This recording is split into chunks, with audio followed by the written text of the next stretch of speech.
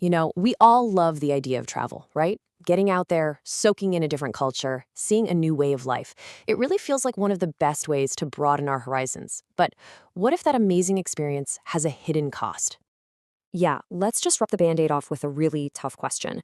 Could your vacation, the one you've saved up for, the one you've been dreaming about, actually be helping to break down the very culture you're going to see? It's a complicated, kind of uncomfortable idea, and that's exactly what we're going to get into today. So, where does a problem like this even begin?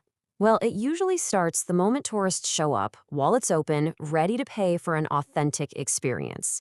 And that's our first big topic. What happens when a culture itself gets a price tag slapped on it? Just think about that for a second. A sacred ritual, a traditional craft, a local festival. These aren't just things to do, they're the threads that weave a community together. But when tourists start paying to see them, suddenly they're not just traditions anymore. They become products, commodities, assets to be packaged up and sold. There's actually a name for this process: cultural commoditization. And this is the key. It's that moment when something cultural is repackaged for the marketplace. The focus shifts, you see. It goes from what it means to the local people to how well it sells to outsiders. And that shift, as we're about to see, can be absolutely devastating. This quote from anthropologist David J. Greenwood just hits so hard. He says it robs people of the very meanings by which they organize their lives. This isn't just about tweaking a dance or selling a souvenir. It's about hollowing out the very heart of a community's identity. It's a loss that's almost impossible to measure. Okay, so what does this actually look like in the real world? Well, you start to see authentic traditions morph into these carefully managed performances for an audience. It's a fascinating and kind of sad idea called staged authenticity. So our first stop is a town in Spain called Fuenterrabía. It's home to a really historic festival, the Alarde. For hundreds of years, this was a huge deal for the community, a deeply meaningful event for everyone who lived there. And what's wild is just how fast it all fell apart. I mean, for over 350 years, the Alarde was something people did voluntarily, out of pride.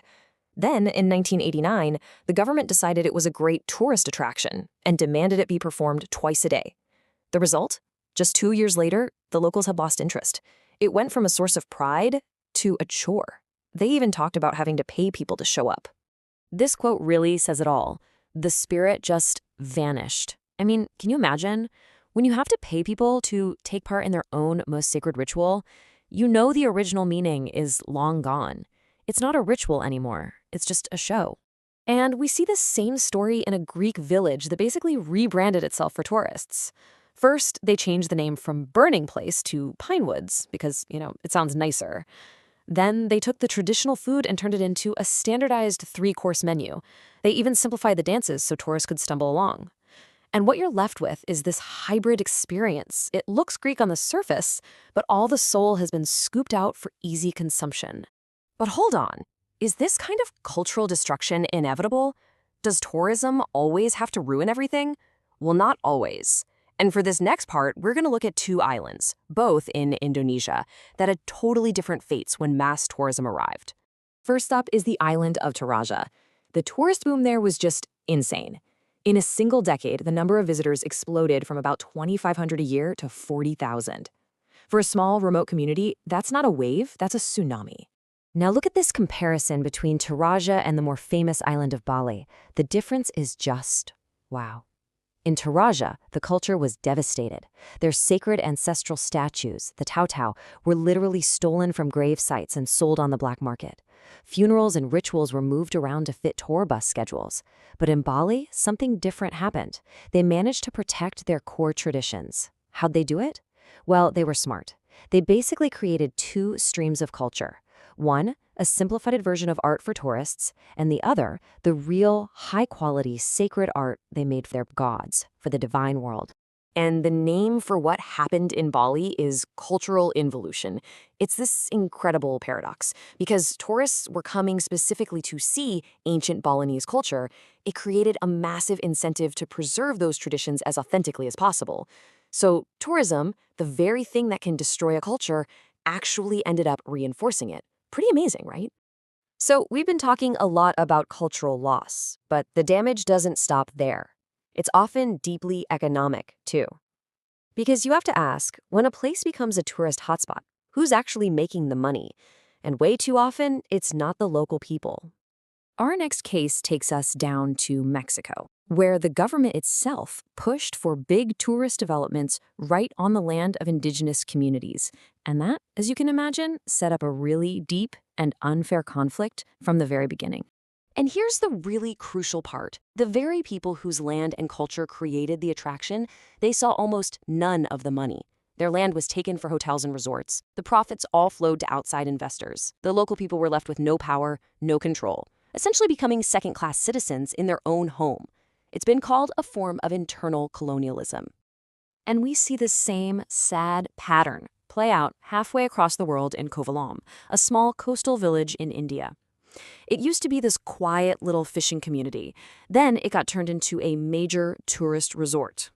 This chart just lays it all out, and it is a pretty bleak picture. Sure, tourism created some jobs for locals, but they were mostly low-paying, menial jobs.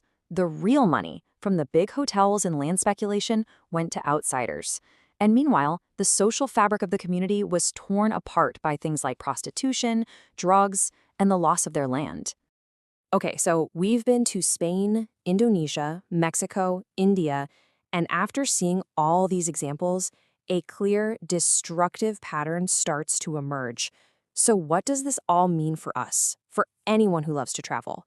Let's try to pull it all together. Here's the cycle we've seen play out over and over again. Step 1, a culture gets discovered and becomes an attraction. Step 2, to make it easy for tourists, the traditions get simplified, staged, turned into a neat little package. Step 3, the authentic meaning gets drained away, and what's left is just a performance. And finally, step 4, the money generated from all this rarely ends up in the hands of the people whose culture it was in the first place. And that really brings us to the final and maybe the most important question of all.